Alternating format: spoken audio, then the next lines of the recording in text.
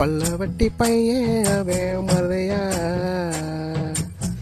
பழைய பட்ட பாடி வரான் மருதையா. பாடுறவன் பேரை சொல்லாமா, அப்புறம் சொல்லாமா, அப்புறம் வேற என்ன?